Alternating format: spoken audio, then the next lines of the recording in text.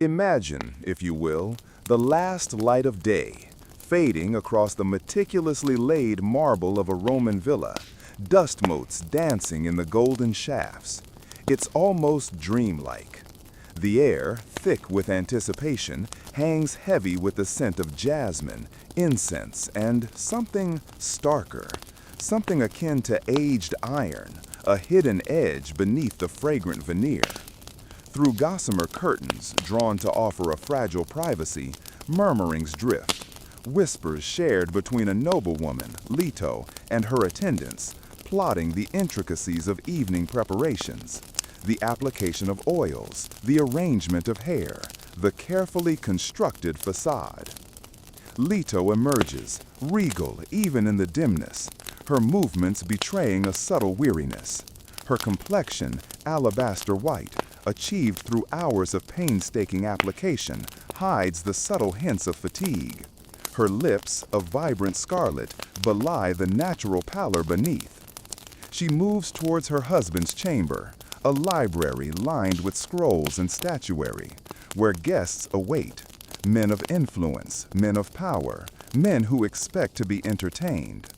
But her every step echoes with the weight of tradition, customs so deeply embedded, so vastly different from our own modern sensibilities, that they feel almost alien, like recovered memories from a civilization built on entirely different premises, where comfort took on unusual shapes. Before we delve into these forgotten spaces, these silent narratives of lives lived in the shadows, perhaps consider something that keeps this conversation flowing, a way to show that you are listening. And please share your thoughts. From what corner of the world does your interest reach? It is truly remarkable the way stories can connect us across continents and across the vastness of time, united by a shared fascination with what came before. The very essence of what we consider private, the quiet moments of affection, the rituals of self-care, the complexities of familial bonds, existed within frameworks so fundamentally different in ancient Rome that they challenge our deepest assumptions about the human spirit. These were not outliers, eccentricities relegated to the fringes of society. Rather, they were deeply interwoven into the very fabric of Roman life, supported by societal norms, expectations, and tacit agreements.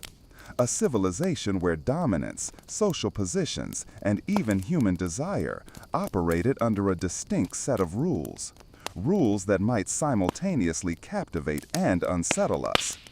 In that fateful year, when Mount Vesuvius unleashed its fury upon Pompeii in 79 AD, its volcanic embrace preserved not merely structures and remains, but also glimpses into practices Romans themselves often concealed, shared only in hushed tones behind closed doors. Excavations have unearthed chambers adorned with provocative imagery, public meeting places rife with unspoken codes, and intimate spaces where the boundaries of pleasure, anguish, and power blurred, dissolving into a single potent entity. Consider, for instance, the Roman concept of gravitas, often loosely translated as seriousness or dignity, but encompassing a far wider spectrum of attributes. For a Roman citizen, it was a multifaceted concept, encompassing not only outward appearance, but inner resolve, a sense of purpose, and an unwavering commitment to one's duties, public and private. It wasn't enough to simply be dignified. One had to embody it in every action, every word, every gesture, a constant performance for the eyes of society.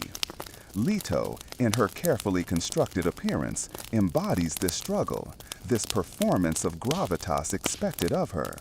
She must be both alluring and untouchable, available to her husband, yet unattainable to all others, a walking embodiment of his status and authority.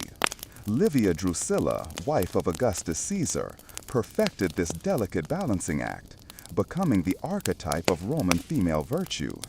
Yet, it is rumored, she also maintained a clandestine network of informers among the servant classes of prominent families, a web of whispers and secrets used to gather sensitive information about the private lives of her husband's political rivals.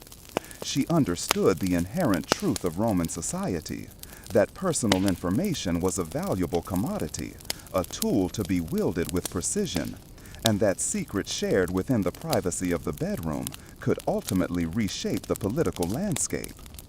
Roman marriage itself functioned on principles that seemed strikingly transactional, almost akin to a business arrangement in its calculated nature.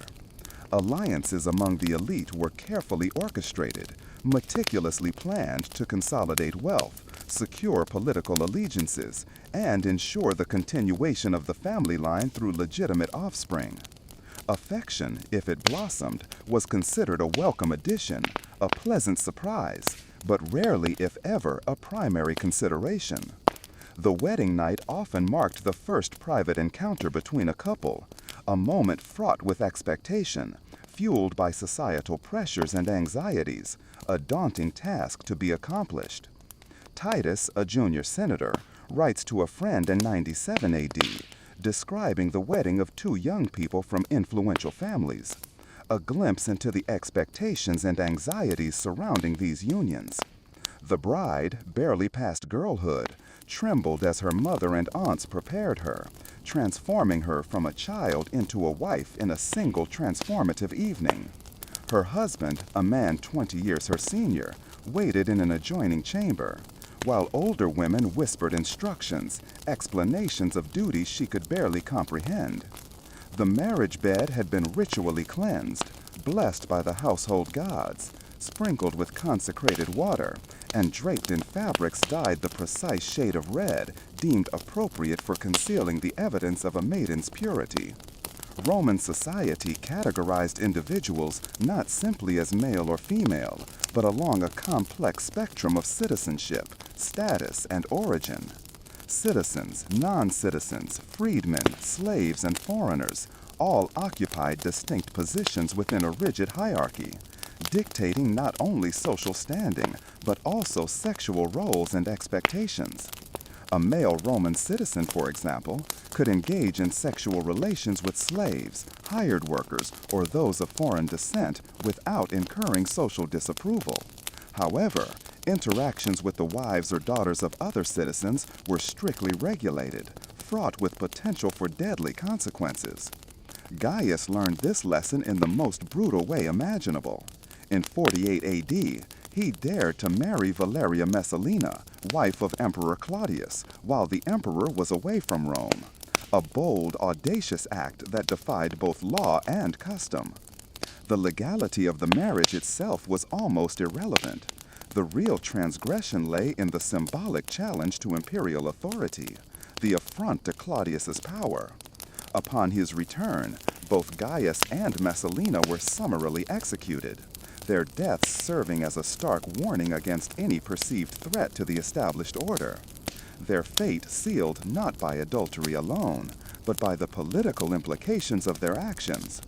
Slavery added yet another layer of intricacy, a potent element in the already complex tapestry of Roman intimate life. Household slaves were considered extensions of their owner's personality, their bodies and their very beings viewed as property, available for sexual use without the necessity of consent or legal recourse.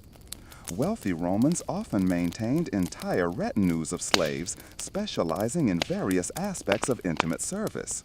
Cosmetae for grooming rituals, cubiculari for attending to needs within the bedroom, and concubinae for sustained sexual relationships that existed alongside legal marriages, blurring the lines of propriety. Marcus Crassus, one of Rome's wealthiest men in the 1st century BC, reportedly owned upwards of 500 slaves within his urban household alone, an army of human beings catering to his every whim. Amongst them were dozens of young men and women selected specifically for their aesthetic appeal, trained in a variety of arts that extended far beyond simple domestic service, skills designed to captivate and entice. Roman writers of the period allude to elaborate evening gatherings within such households, events where slaves performed not only music and poetry, but also intimate services that transcended mere entertainment, blurring the boundaries between art, worship, and exploitation. These glimpses into the lives of the wealthy reveal a civilization deeply enmeshed in the commodification of human bodies and desires. Roman bathing culture, a cornerstone of daily life, created spaces where social and sexual boundaries were constantly negotiated, operating according to carefully calibrated rules. Public bathhouses served not only as centers of cleanliness, but also as vibrant hubs of social interaction, venues for everything from casual conversation to intense political maneuvering, but also, subtly, as locations for sexual encounters, ranging from playful flirting to explicit propositions. While men and women typically bathed separately, the mingling that occurred in adjacent areas, the shared spaces for relaxation and recreation, often facilitated arrangements to be concluded in private.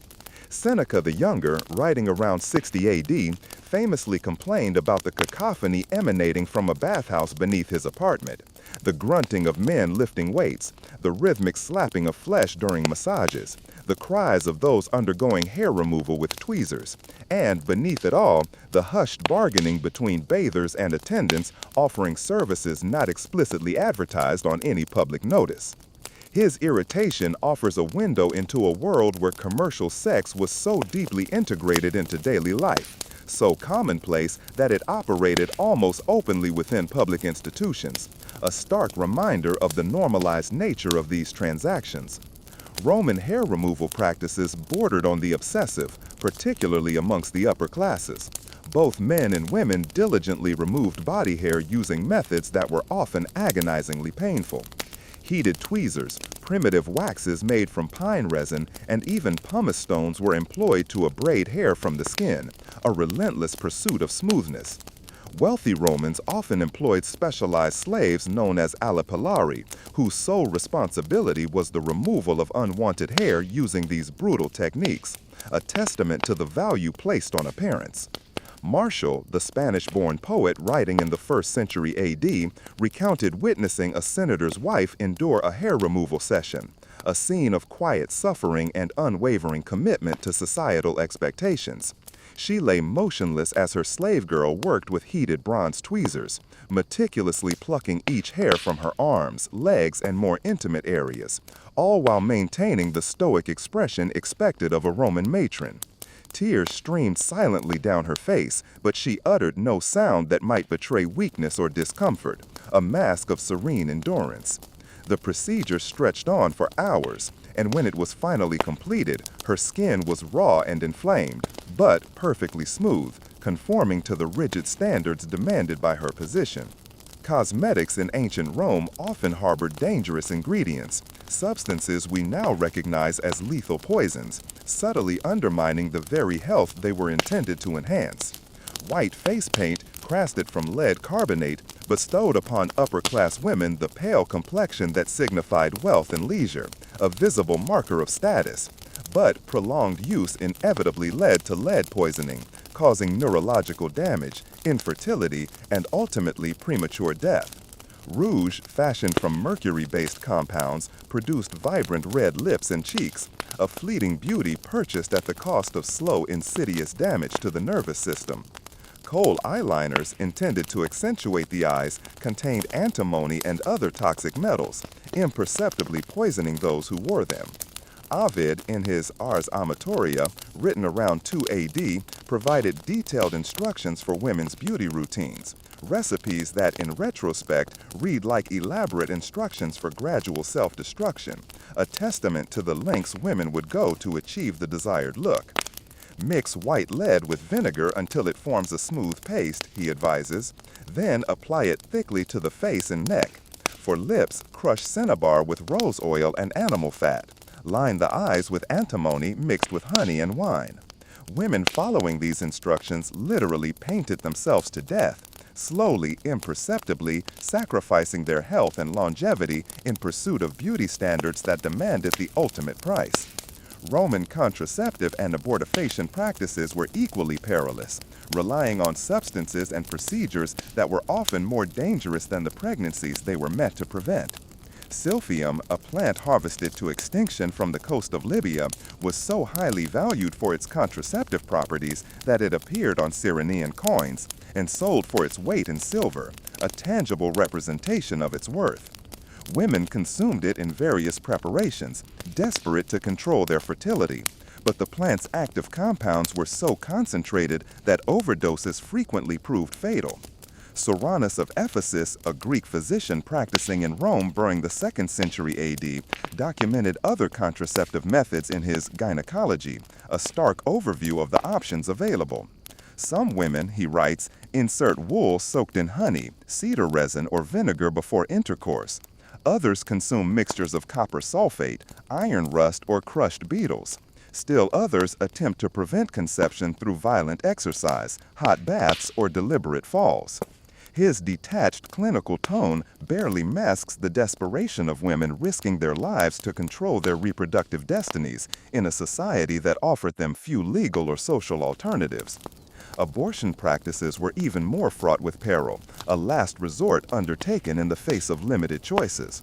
Roman law generally permitted abortion, viewing the fetus as part of the mother's body rather than a separate entity, but the procedures available were brutal and frequently lethal, a desperate gamble with potentially deadly stakes. Women consumed toxic plants like pennyroyal, rue, and savin, herbs known to induce miscarriages by poisoning the entire system, wreaking havoc on their bodies.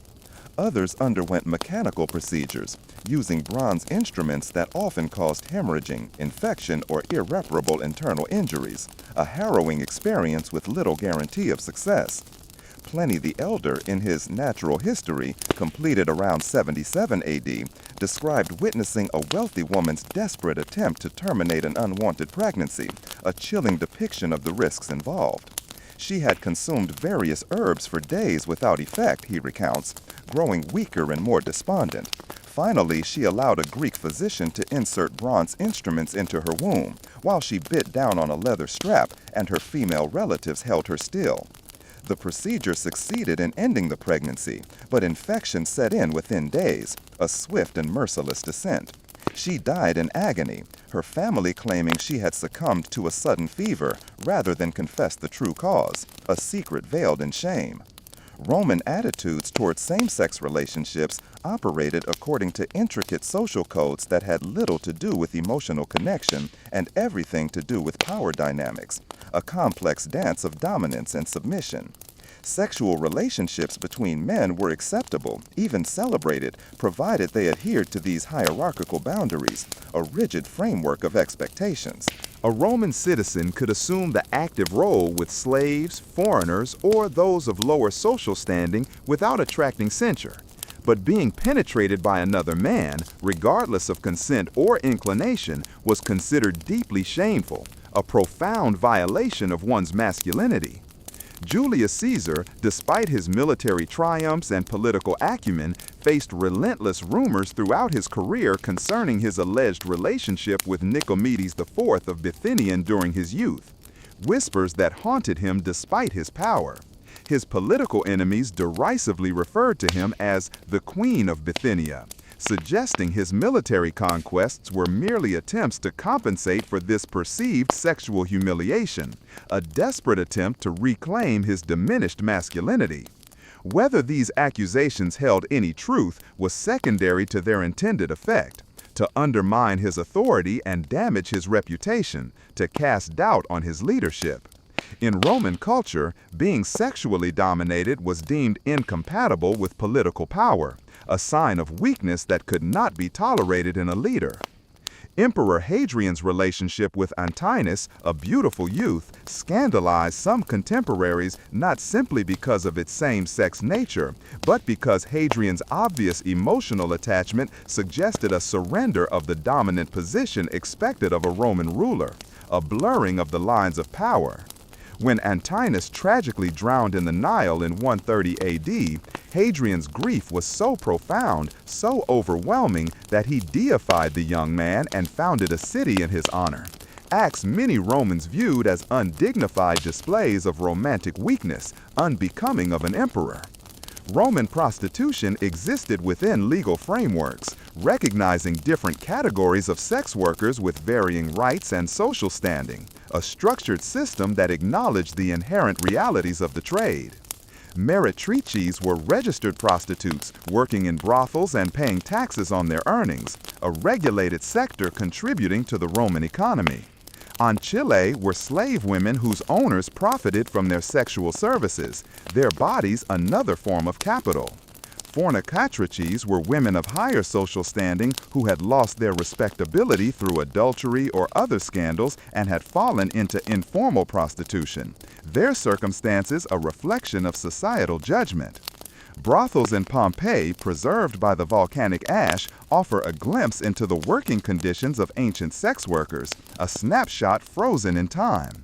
Rooms were tiny stone cubicles barely large enough for a narrow bed, adorned with explicit frescoes depicting various sexual acts and their corresponding prices, a visual menu for prospective clients.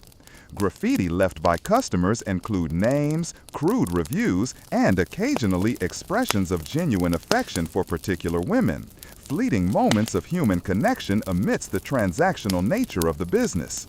One inscription reads, "Restituta, you have such a sweet way of moving your hips," suggesting that even within the confines of commercial exchanges, genuine interactions sometimes emerged.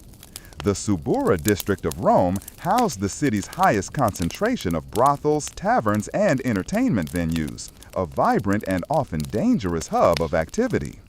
Wealthy men would often visit in disguise, donning common clothes and concealing their faces to avoid recognition, their identities cloaked in anonymity.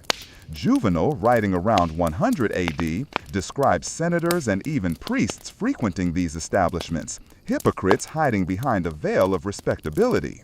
They arrive after dark, he writes, their togas exchanged for rough tunics, their senatorial rings hidden in purses. By dawn, they return to their villas and their public virtues as if their nocturnal activities existed in a separate world governed by different gods, a stark portrayal of the duality of Roman life, the public persona and the hidden desires.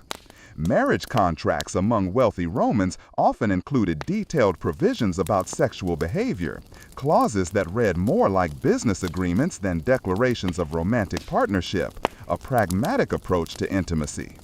These documents, preserved on papyrus and bronze tablets, specified not only property arrangements but also behavioral expectations, including the frequency of sexual contact, acceptable forms of contraception, and penalties for various forms of adultery, a detailed codification of marital duties.